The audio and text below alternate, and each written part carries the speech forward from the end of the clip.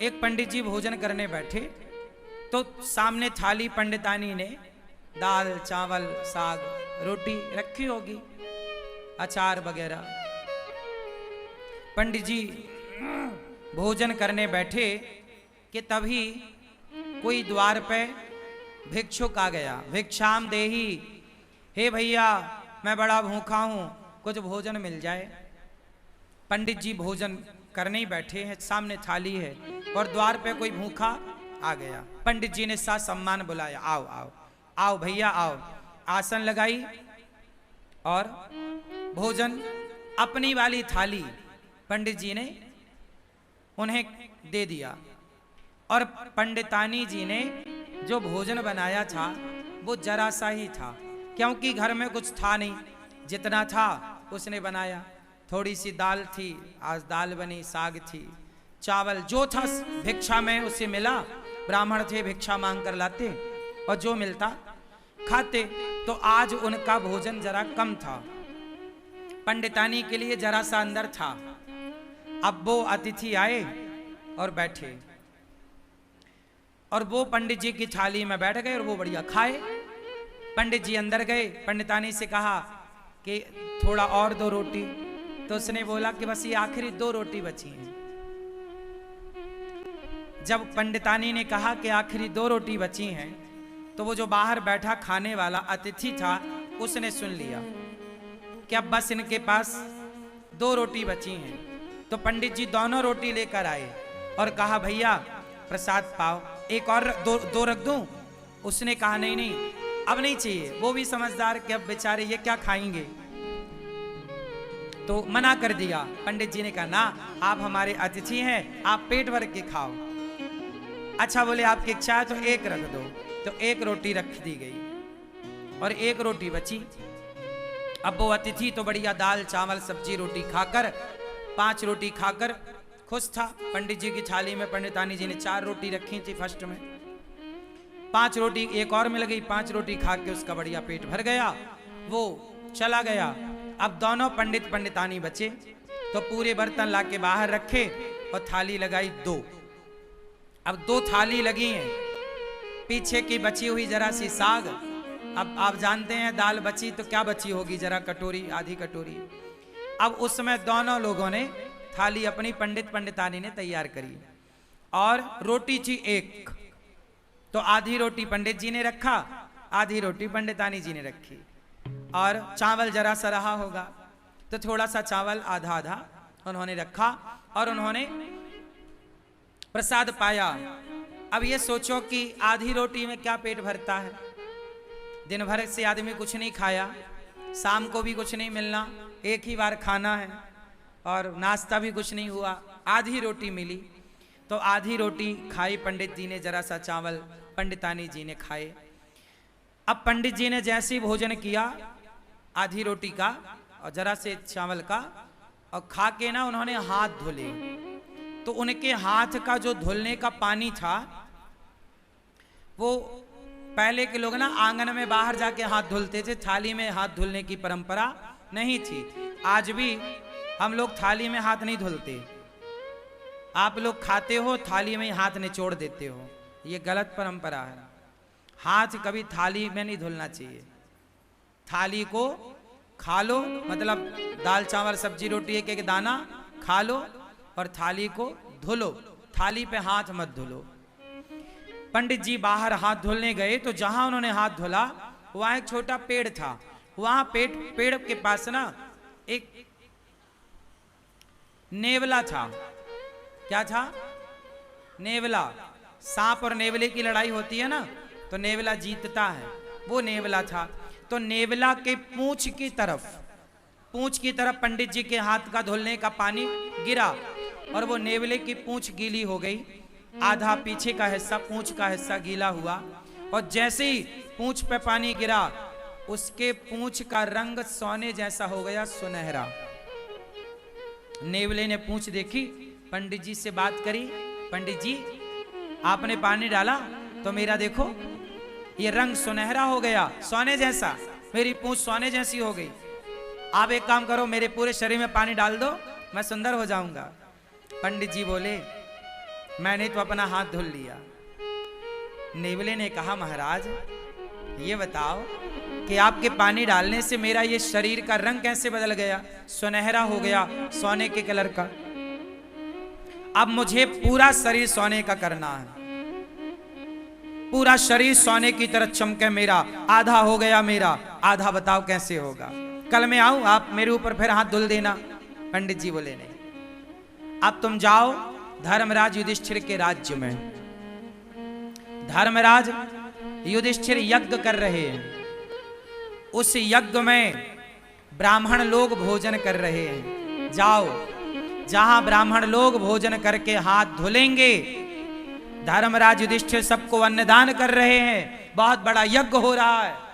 जाओ, यदि तुम्हारा किसी ब्राह्मण के हाथ धुलने के जल से यदि तुम्हारा शरीर सोने का हो जाए तो समझ लेना कि धर्मराज का यज्ञ पूरा हो गया। जाओ।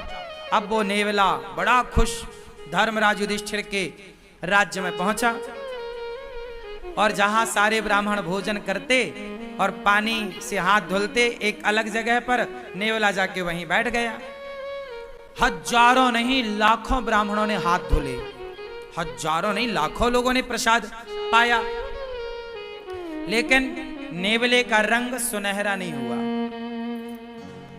अब जब सारे ब्राह्मण खाए, दक्षिणा ले लेके चले गए, तो धर्मराज युधिष्ठिर बोले देखो, अर्जुन बोले कि देखो अब राजाओं की एक सभा लगी। उस राजाओं की सभा में अर्जुन ने बोला, भीम भैया ने बोला, देखो आज तक के इतिहास में इतना बड़ा अन्नदान जितना बड़ा धर्मराज युधिष्ठिर ने किया, जितना बड़ा यज्ञ युधिष्ठिर ने किया, आज तक किसी ने नहीं किया। इतना बड़ा यज्ञ किसी ने नहीं किया, इतना बड़ा अन्नदान किसी ने नहीं किया, इतना सारा सोना चांदी हीरा मोती दान, इतना सारा सोना चांदी हीरा मोती दान दिया युधिष्ठिर जी ने। तब नेवला बोल पड़ा, नेवला, ए भीम चुप रह।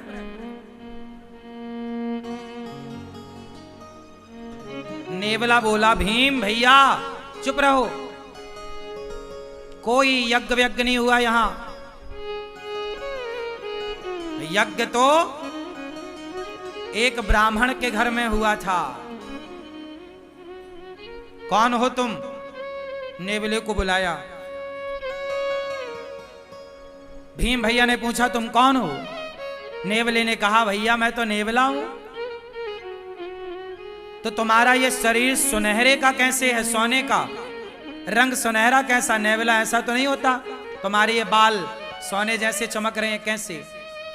उसने कहा महाराज यहां पास में एक गांव है, उस गांव में एक पंडित पंडितानी रहते हैं। पंडित जी ने हाथ धोया तो उनके हाथ धोने का जो पानी गिरा वो मेरे शरीर पे गिरा, तो मेरा शरीर सोने का हो गया आधा। और उन्होंने कहा कि युधिष्ठिर के यज्ञ में जाओ, यदि तुम्हारा पूरा शरीर सोने का हो जाए तो समझ लेना कि उनका यज्ञ पूरा हो गया। और सुनो, तुम्हारा कोई यज्ञ पूरा नहीं हुआ, मैंने तो कब से बैठा गीला होता रहा, मेरा शरीर सोने का नहीं हुआ। और तुम कह रहे हो कि धर्मराज ने इतना बड़ा यज्ञ किया, इतना दान किया। वो पंडित जी ने जो हाथ धोले तो मेरा शरीर बदल गया, और तुम्हारे यहां तो इतने ब्राह्मण खाए, कुछ नहीं हुआ। भगवान श्री कृष्ण भी उस सभा में बैठे थे। भगवान कृष्ण मुस्कुरा रहे हैं मंद मंद। अर्जुन गए, हे श्याम सुंदर, ये आप ही जानो ये नेवला कौन, ये क्या कह रहा है, आप बताओ कि यज्ञ पूरा हुआ कि नहीं। अब सब में ये कौतूहल हो गया ना कि भाई धर्मराज ने इतना पैसा खर्च किया पर इनका तो यज्ञ पूरा हुआ ही नहीं। नेवला कह रहा है कि जब तक पूरा शरीर सोने का नहीं होगा यज्ञ पूरा नहीं माना जाएगा। अब श्री कृष्ण से जब कहा गया तब भगवान श्री कृष्ण ने कहा कि सुनो, अभी आपका यज्ञ पूरा नहीं हुआ, इसलिए इसका शरीर सोने का नहीं हुआ। हो जाएगा पूरा तो इसका शरीर निश्चित सोने का होगा। अर्जुन ने कहा कि हे प्रभु, मेरे भाई ने, युधिष्ठिर जी ने जितना बड़ा यज्ञ किया, आज तक इतना बड़ा यज्ञ किसी ने नहीं किया। जब किसी ने नहीं किया तो इसका आधा शरीर सोने का कैसे हुआ? भाई इतना बड़ा यज्ञ तो किसी ने नहीं किया, और ये इसका शरीर पूरा सोने का यज्ञ में होगा, तो आधा शरीर जो इसका सोने का हुआ वो कैसे हुआ, मैं ये जानना चाहता हूं। तब भगवान कृष्ण बोले नेवला तू ही बता। तब नेवले ने बताया कि महाराज मैं वहां गया, पंडित जी भोजन करने बैठे थे, कोई अतिथि आया तो अपनी थाली खिसकाई और आधी रोटी खाई और संतोषजनक भाव से उन्होंने अतिथि को भोजन कराया, और जितना मिला ईश्वर का धन्यवाद देकर बिना शिकायत के और प्रसन्न चित्त से दोनों पति पत्नी आनंद से थे। उन ब्राह्मण का, संतोषी ब्राह्मण, भक्त ब्राह्मण, वो भक्त था, संतोषी था, उस संतोषी और उस भक्त का हाथ का जब धौमन मेरे शरीर पर पड़ा तो मेरा शरीर आधा सोने का हो गया। अर्जुन बोले प्रभु ये क्या है? भगवान बोले अर्जुन तुम्हारे भाई ने करोड़ों रुपए खर्च करके जो यज्ञ किया, करोड़ों रुपए खर्च करके उस यज्ञ से तुम्हारे भाई को जितना पुण्य नहीं मिला उससे ज्यादा पुण्य उस ब्राह्मण को एक भूखे को भोजन कराने से मिल गया।